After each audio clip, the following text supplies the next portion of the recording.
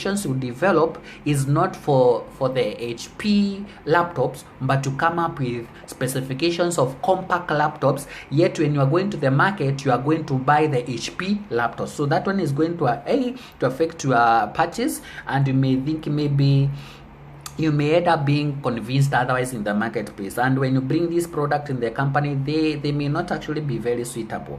Okay, so another risk or another challenge of developing specifications, you can do what you call biased specification.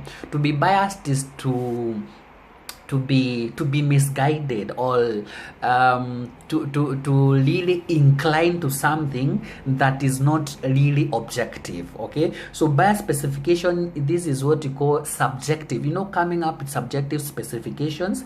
Bias specification means also instead of developing really the correct specifications of a product, maybe you have been convinced by another person to buy another person's idea, but it is a wrong idea. You are coming up with wrong specifications, maybe because you want to please another person, and etc. So if you look at the operation number 3, selecting the purchasing method, you can also be faced with challenges when you are deciding which method to select. For example, number 1, you can be faced with a risk of failure to identify potential sources. Okay, this is like, for example, when you want to maybe to use multiple sourcing, sometimes you can have a challenge of from which vendors are you going to buy from, or from which suppliers are you going to buy your materials from, or your stock from. Okay, so you may be moving around the market, but some of these vendors, they may be hidden. They may not actually, some of these companies may not actually be having websites. Okay, they may just be marketing their product from one company to another, but you may be having that need of getting those quality inventories, but you don't know exactly where to find these inventories. You try to search online and you cannot find where these suppliers are. So sometimes you can fail to identify adequate or adequate potential sources of your supply. Number 2, you can have a problem of selecting the appropriate method to use. Sometimes you can be faced with a decision: do I do single sourcing? Do I do multiple sourcing? Do we adopt centralized purchasing? Do we adopt decentralized purchasing? You are looking at the cons, you are looking at the pros. You're looking at the advantages, you are looking at the advantages. The merits over merits, like multiple sourcing over single source. So sometimes you may be faced with a dilemma. Do we adopt single sourcing for our acquisition of goods, works, and services, or do we adopt multiple sourcing for the acquisition of our inventories? Some of these things, maybe the management has to make a decision of deciding which method they are going to use.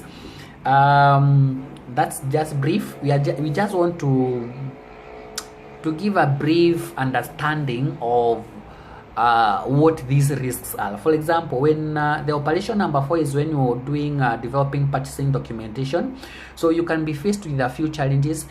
You can be faced with this challenge of terms and conditions unacceptable to tenderers. So you can come up with a request for quotation document or request for information document, but the terms and conditions, the suppliers or the contractors who are supposed to respond back to your request for quotation, they may decline. They may say that they are not understanding your terms and conditions, or your terms and conditions are too strict, or they are not favoring them.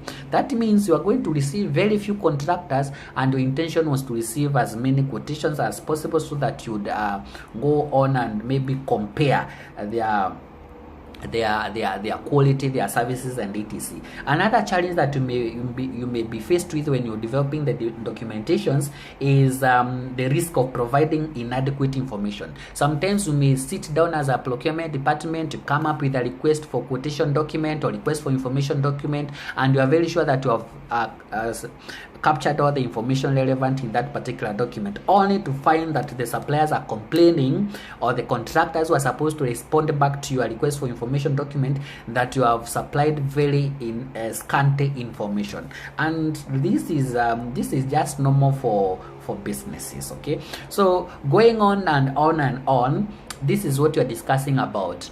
There are various operations in procurement or in supply chain management in relation to inventory planning or inventory management, and all these operations, they are faced with various challenges. I just wanted to explain to you, to explain the topic, so that you're able to find to know how you are going to handle this topic going forward. Okay, so think of an operation like identifying the need, and think of the challenges that a procurement officer may face when coming up with the need. Think of coming up with specifications and ask yourself, what risk or which challenges can I face when developing the specification? When you are selecting the purchasing method, ask yourself, what challenges, what risks, what eventualities, what can you anticipate, either positively or negatively, when you're coming up with these documents. But mostly risks are mostly something that we are anticipating that may end up affecting your business negatively. So it must be something a bit negative and etc. When you're coming up with the purchasing documentation, like request for quotation, request for invitation to tender, RFP, RFQ, RFI, ask yourself, what risk or challenges can you encounter when you are trying to develop this document, when you issuing them, when you are issuing them, or when you are receiving them. When you're evaluating offers, what risk can you anticipate? Things like you can have favoritism, the evaluation can be subjective, it can be very biased. Ask yourself, what challenges can you as a purchasing personnel experience when trying to conduct various operations within the supply chain management? So that's briefly what this topic is all about, and I know it is easy to understand. It's actually if you look at every operation and asking yourself which risk that may be faced, then you realize that it's actually simple to understand. So I wish you all the best as you continue revising these notes, and we continue chatting on the chat room, on the virtual learning, and these are just easy stuff actually that you can read and understand even at the comfort of your room. Thank you very much.